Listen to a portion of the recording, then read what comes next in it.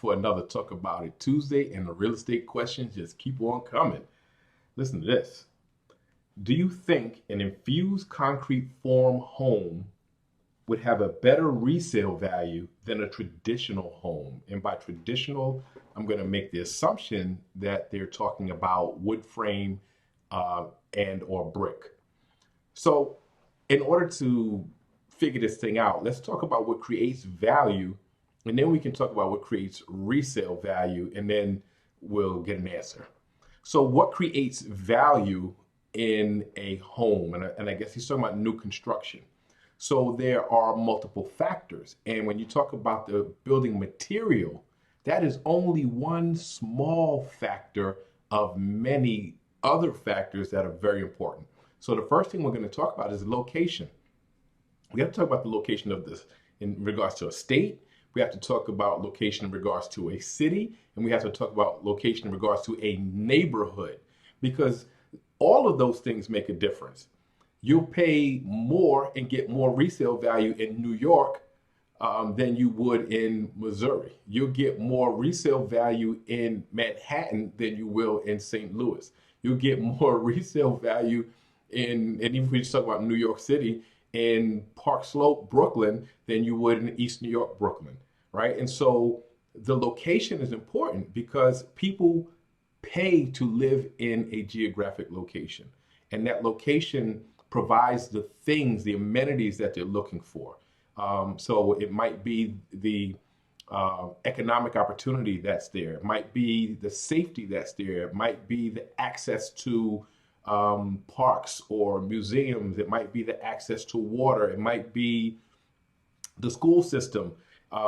So community, the actual community itself creates value far beyond the building material. And so, and we know this because, again, if I go back to New York, you can look at a brownstone in, say, Bedford-Stuyvesant, Brooklyn, worth a lot of money, but it's still not worth as much as a wood frame in Brooklyn Heights. And so the material makes a difference, but it's not the only factor. So now we know location critically important because people want to live in a location. Beyond the location, of course, material makes a difference. After we talk about location, we're talking about condition.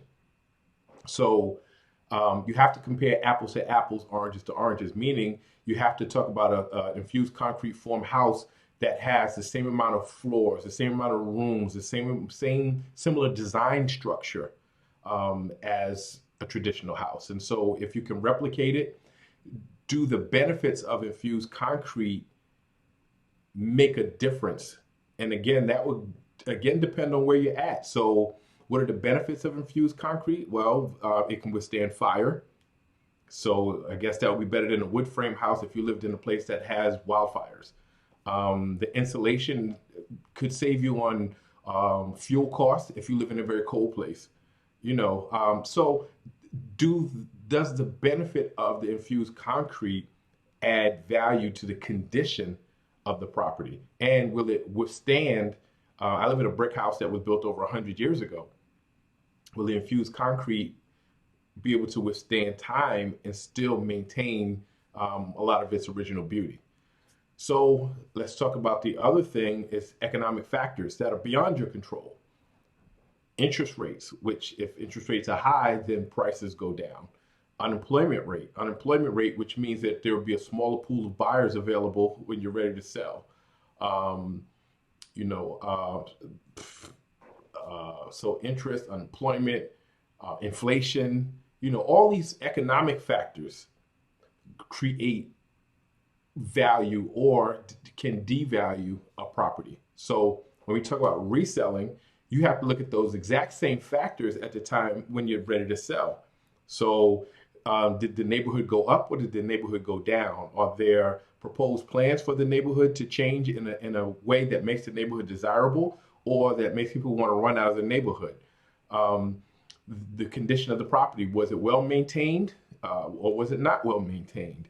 Does it still look great or does it not look great? Is it still a popular building material as opposed to maybe a brownstone or limestone or a brick, right? Is it popular in comparison to those traditional homes? What are the economic factors? If interest rates go up, then it usually drives down the price of real estate. Are you in a recession? Are you in a growth period?